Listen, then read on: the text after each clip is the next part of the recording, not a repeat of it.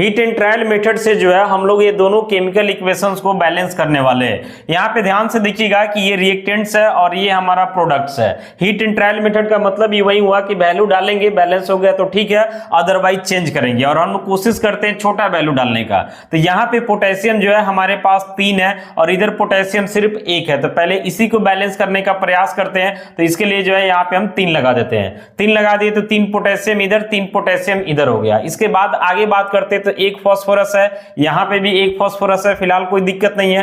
Hydrogen का बात करते हैं तो 3 और यहाँ पे 3 6 हाइड्रोजन हो गया। तो यहाँ पे जो हम 3 लगा देते हैं तो 3 दूना 6 हाइड्रोजन हो गया। यहाँ तक भी क्लियर है।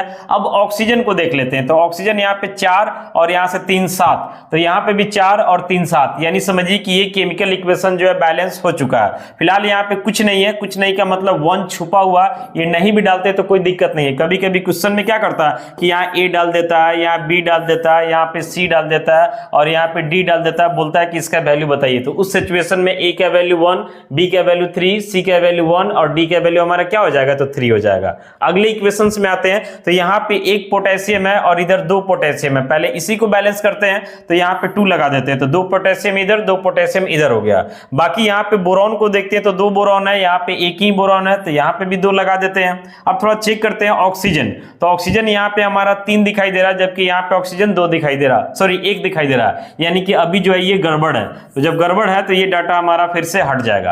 अब देखिए क्या करते हैं कि ऑक्सीजन जो है, ऑक्सीजन को पहले बैलेंस करने के लिए यहाँ पे 3 है और यहाँ पे 1 है।